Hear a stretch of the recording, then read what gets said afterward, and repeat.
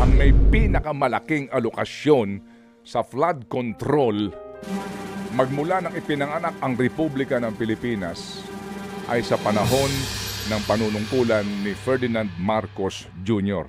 Yan! Ang katotohanan. Parang pala sa sarili mong mantika. Opo. Well, tama din naman sinasabi niya, di ba? Oo. Opo. Kinuwenta po natin yan. Kasi ang ating pinanggagalingan po dito mga kapatid ay ang mismong provision sa pambansang budget, particularly nga po itong 2025 budget na sinabi ka din ng presidente, di ba kahapon, hindi na siya papayag na kapag wala yan sa NEP, hindi na siya papayag. Sabi niya niya na ng mga budget insertion. Opo, sabi niya, hindi ko na pipirmahan yan, hindi ko na aprobahan yan. Oo. Ang tanong dyan, sino ba may gawa nung pagbabalahura sa ating budget ngayon? Yung nasa itaas mo, Hindi, dapat nag-name yung drop nasa likod mo. Alam, Hala ka! Manong Ted, binanatan agad itong si BBM. Ikaw ang dapat mahiya. At yung mga pumalakpak sa'yo. At isali na din natin itong si Tory. Umabot siya sa probinsya sa pagmamayabang niya. At bago muna tayo magsimula mga kababayan, mga kapatid, gusto nyo bang magpa-shoutout? Please type #shoutme. You were saying, kamo? alin, yung mahiya naman kayo? Hindi. Yung sinasabi mo na parang climate change din, ang mga natutunghayan natin. Oo, merong mga sige. bate-away. Palipat-lipat lang talaga sila. Okay naman sila kahapon. Meron mga nakita na hindi ko gusto makita doon sa grupo na yon, pero nandoon na sila. Wala na tayong magagawa. Nakakadismaya. Yun lamang po masasabi ko. Mga bagay na hindi mo na kayang baguhin. Mga bagay na hindi natin hawak, kontrolado. Okay. Kaya yung reaksyon na lang natin ang kontrolin natin. Opo, Oo. opo. Pero hindi ibig sabihin nun na tayo ay mananahimik Yes. sa mga gagawin nila. Ito ay simula pa lang po ng pagbabantay natin sa panibagong kongreso at sa mga susunod na taon na bubunuin pa po ng ating Pangulong Marcos Jr. Ako, curious ako, baby. Curious Kung ano ang ka. assessment mo sa naging sona ng Pangulo kahapon. Kasi sabi mo rin kahapon, pang ilang sona ko na to pati ng mga nandaang Pangulo. Totoo naman, nakailang Pangulo ka na. Oo. So, hindi na bago sa'yo yung mga pangako na ito. Oo naman. At ito ho ay pawang mga salita lamang. No? I'm sure may mga nag-fact check ngayon sa mga binabanggit po ng Presidente. But,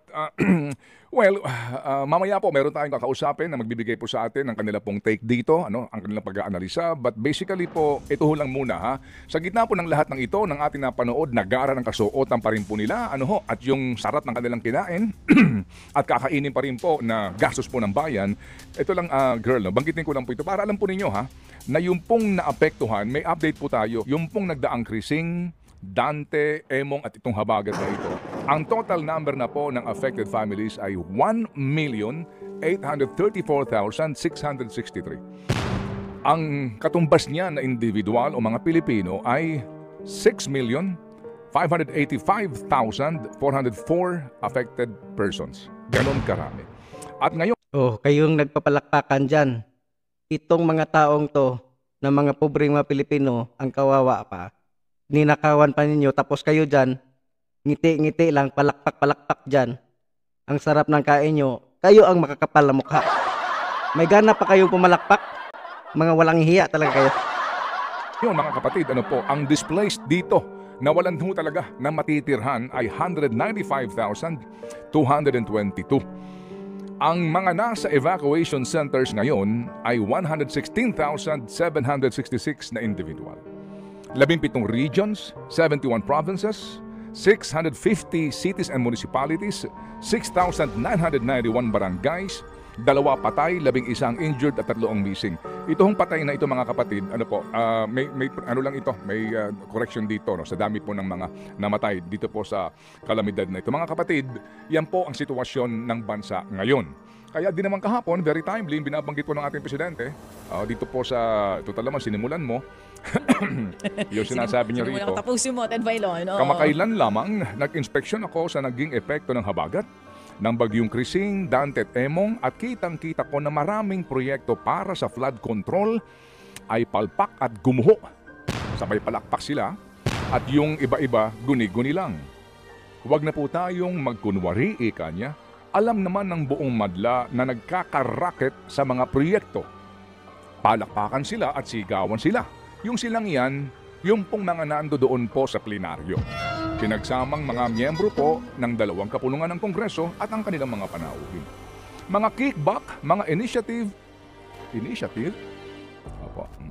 Errata, SOP for the boys, kaya sa mga nakikipagsabwatan upang kunin ang pondo ng bayan at nakawin ang kinabukasan ng ating mga mamamayan, mahiya naman kayo sa inyong kapwa Pilipino. Palakpakan sila. Mahiya naman kayo. Ano bang silbi nun? Ha? Ano bang silbi nung sinabi ni BBM? Wala! Pinalakpakan pa siya sa mga animal. Dapat sinabi mo, paimbestigahan ko kayo, alam ko na kung sino kayo. Humanda kayo, ipakpakulong ko kayo. Yan dapat ang sinabi ng bangag na presidente na yan.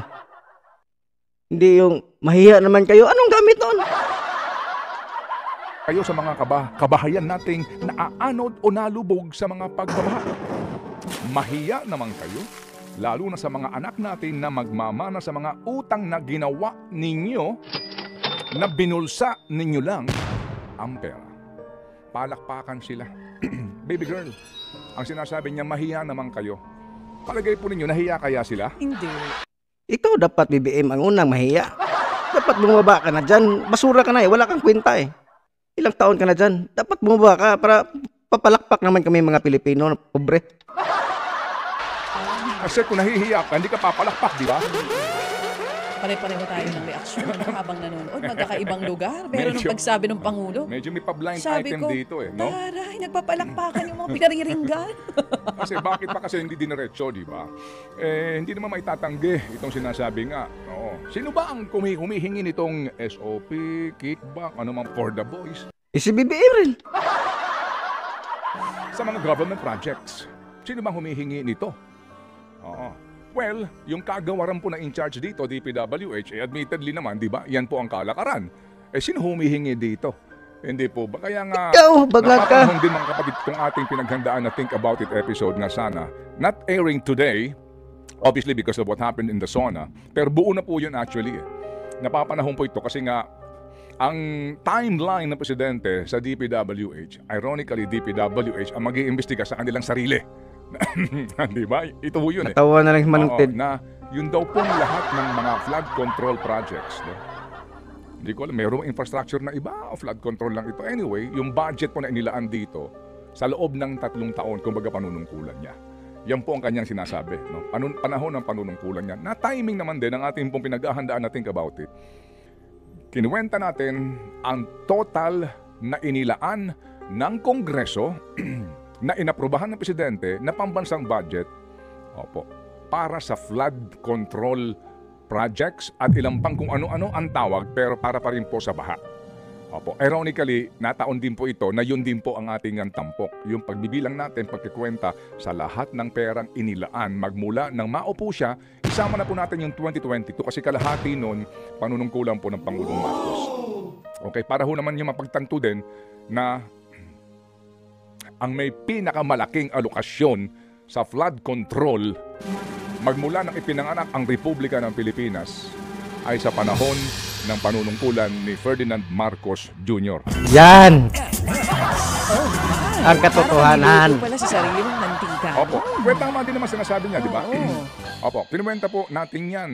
Kasi ang ating pinanggagalingan po dito mga kapatid ay ang mismong provision sa pambansang budget, particularly nga po itong 2025 budget na sinabi ka din ng presidente, di ba kahapon, hindi na siya papayag na kapag wala yan sa NEP, hindi na siya papayag. Sabi niya ng mga budget insertion. Opo, sabi niya, hindi ko napipirmahan yan, hindi ko na aprobahan yan. Oo.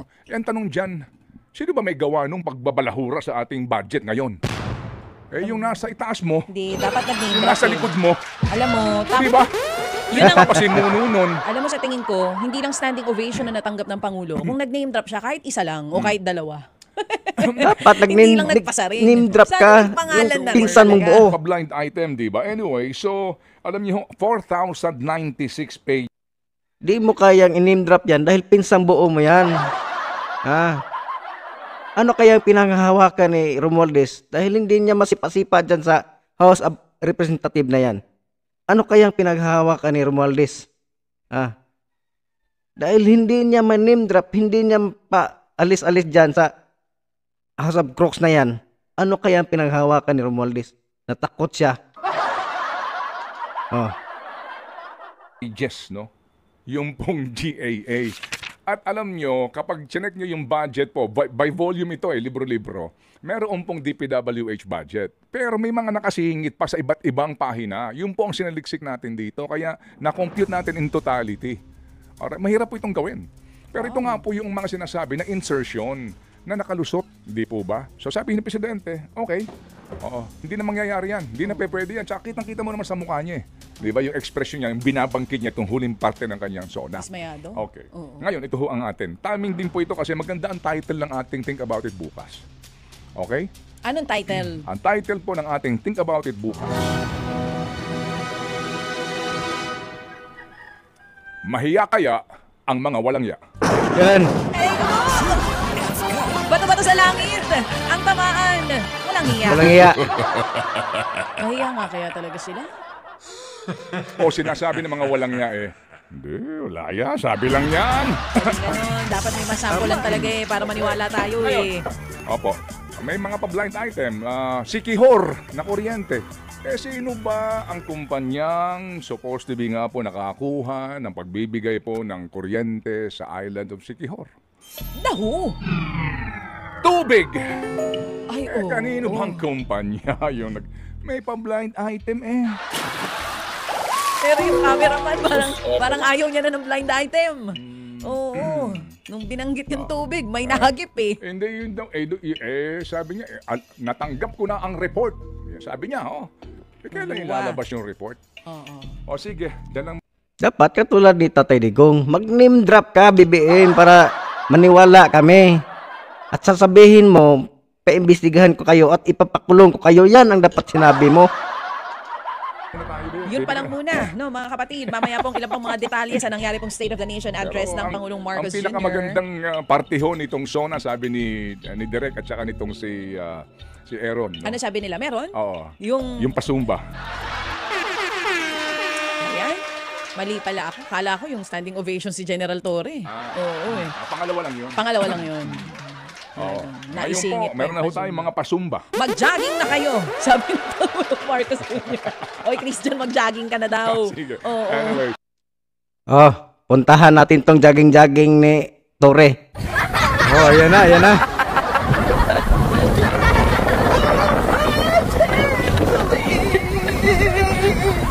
Pakanta pa ang gago.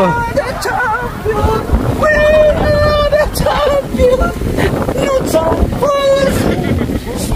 are the champion of the world. Champion ka na, sir! Siyempre! Huwag nakakuha ng belt ko Kamusta ang laban nyo? Kamusta ang laban nyo? Hindi natuloy Hindi natuloy? Ngayon, defeated pa rin ako. Ay, grabe No lose, no knockouts, no wins. Kasi walang laban, hindi natuloy. Hindi natuloy? Ibig sabihin, wala paling mancha yung record mo, sir? Wala. Sayang. Pero at least, napunta ako doon. Okay. Para patunayan sa mga tao na may salita si General ng pupils niya. So, ano ginawa mo doon? Wala kang laban? Wala. Picture doon. Nag-shadow boxing. Kahit hindi na siya dumating, napunta ako doon. Yan ang tunay naman dirigma na tinatawag. May isang salita. Okay naman kahit hindi na siya pumunta At least marami naman sponsor.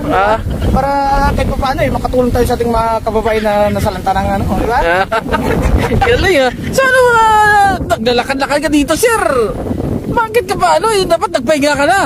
Wala kailangan ko talaga baka bigla na naman mag-message dapat di tayo handa, di ba? Stamina ba? Kailangan natin sa Grabe ba na itong loko to? Kasi naisip ko, sayang naman yung training ko ng isang linggo na hindi naman lang matutuloy, di ba? Oo. Alam mo, baka may makasalubong ako dito na kakasali. Tuloy na ang laban. Bakit? Sino makasalubong mo? Sino makasalubong ko ba sa kumasa? Yari yan. Sa kanya ko ipupuntun lahat ng galit ko. Si champion, oh. WBC, WBO. Tayo may hawak yan. Grabe si Champ, oy. Sabi ko, nagkamali siya ng ginahawak. Hindi niya pala alam yung tunay na record ko. Bago ako naging general ng mga pupils nagdaan muna ako sa maraming bugbugan. Congratulations, Tore Mau. Congratulations. Nanalo ka. Buti na lang, hindi ka pinatulan ni Baste. Bugbog ka na sana ngayon.